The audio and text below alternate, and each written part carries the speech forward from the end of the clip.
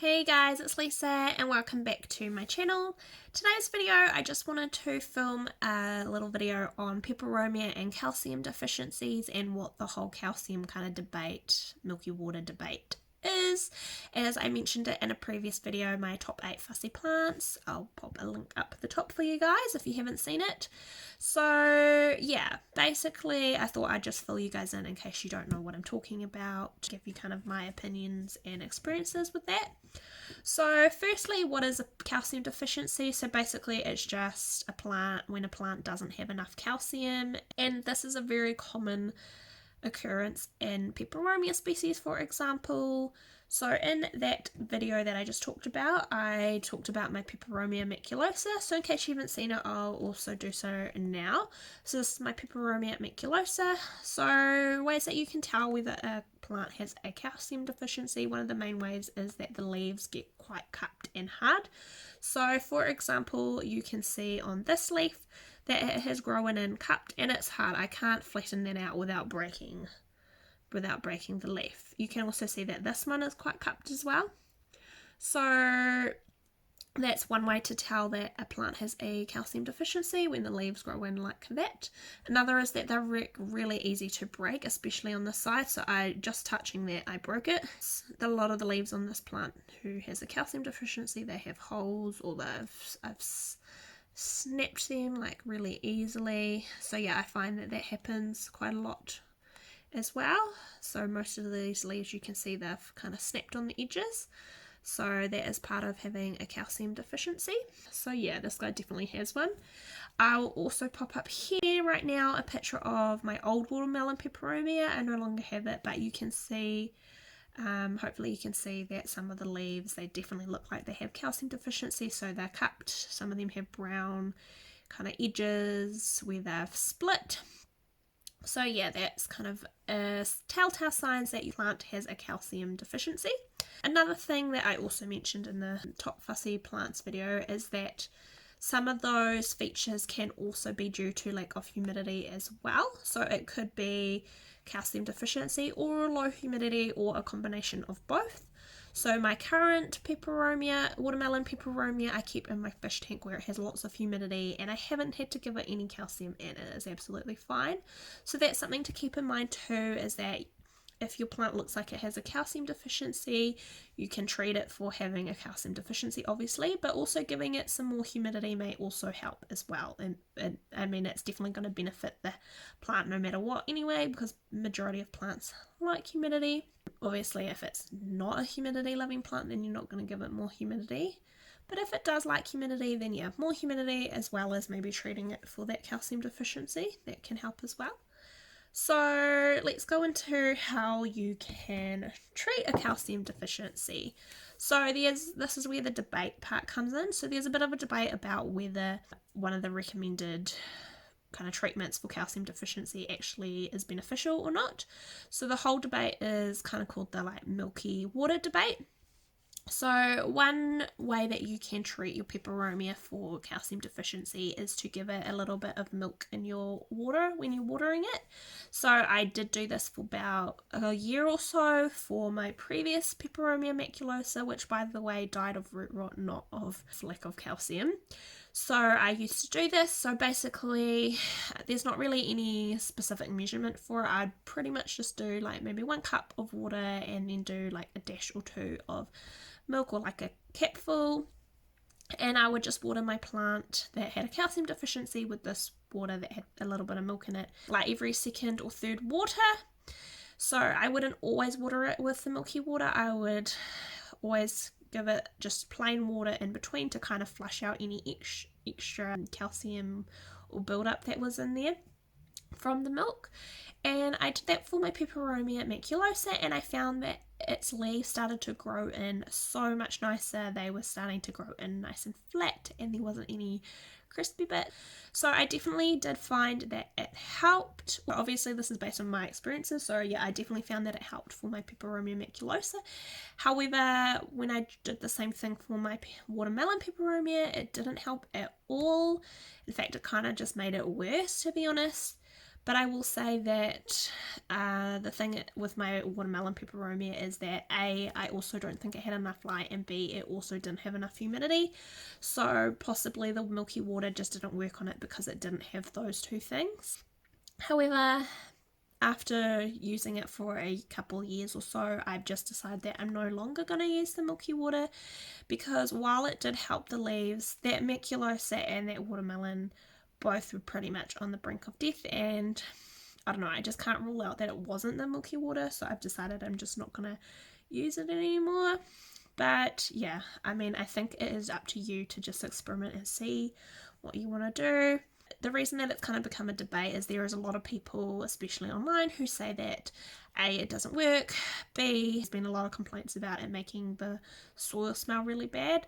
Now, I never personally had that experience. I never smelled anything bad from the soil. It didn't, and I mean, I live in a room where all my plants are, so if it was smelling bad, I would definitely have noticed. But again, like I said, I didn't always water with milky water, and I always flushed out with normal water in between, so possibly that made a difference. But yeah, a lot of people do say that it made the soil smell bad, so that's something to keep in mind. And then yeah, just a lot of people saying that it's more beneficial to just give a fertilizer high in calcium, which I'm going to talk about shortly, rather than just giving them milky water, which, while milk does have calcium, it's quite low in concentration compared to particular fertilizers. So yeah, that's kind of what the debate is about. So yeah, I mean, I think it's up to you. You can just either decide like there's no point using milk and water, you may as well just spend the money and purchase a fertilizer that you can use repeatedly, or you can give it a go and see what happens, you know. I mean, yeah, I can't say for sure that the milky water did do anything bad for my plants, and it definitely helped my maculosa, but again, like I said, I didn't see any difference for my watermelon peperomia. So yeah, I think it is also about experimenting, and also I think environment also has a factor in how effective that is. So I just wanted to quickly talk about, before I end this video, what fertilizers, for example, you could use to help with the calcium. So one thing you could use is this stuff. So this is called Foliage Pro, and I use this for most of my plants. So this is a really well balanced fertilizer, which means that it has a lot of all of the kind of nutrients that a plant needs. But one thing it also has is it also has calcium. So it has 2% calcium. So this fertilizer has calcium in it, so this could be one thing that you could use for your plants. And like I said, I use this on all of my plants. I will at a later stage do a full video on fertilizing, but yeah, so this could be one thing that you might want to use. The other thing that you can use, and this is what most people use, is this. It is called liquid lime and dolomite, and it's mostly for, as you can see, hydrangeas, but it is also basically just calcium. So I'll try to see where it says on the back. Blah, blah, blah, blah. Okay, so on the back down here, I was like, where does it say this? So this is 41.5% calcium, and it also has 6% magnesium. So that's a lot of calcium. So most people use this stuff for their calcium deficiencies. You do need to dilute this a lot though. So it says, for example, 25 mils in 5 litres of water. So if you're doing less than 5 litres of water, obviously you're gonna be diluting that a lot. I did have to work out the maths for it because I was only doing like a litre at a time, but I can't remember what it was. But yeah, so obviously your plant is not going to be getting 41.5% of the calcium, because it's not going to be getting 5 litres of water, so it will be more diluted. But as you can tell, this has a lot more calcium in it than Foliage Pro, for example. But yeah, both of these products do have calcium, so if you have a really bad calcium deficiency, then yeah, totally this could be great.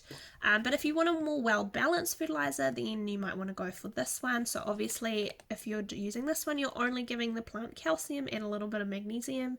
It's not getting any of the other nutrients that it needs, whereas it's getting all of them in this one. So yeah, these are two kind of examples. Obviously, there's probably a few other fertilizers, but those are the two main ones that I personally know about and have heard about. And most people do recommend using this for calcium deficiencies. Now I will say that I did also try this, which is why I have it, on my watermelon peperomia, and it also didn't help. So that's kind of why I'm saying that for my watermelon peperomia, I think that giving it extra calcium didn't help, because it didn't have enough humidity or light, and those were really strong factors in why it was looking the way that it was.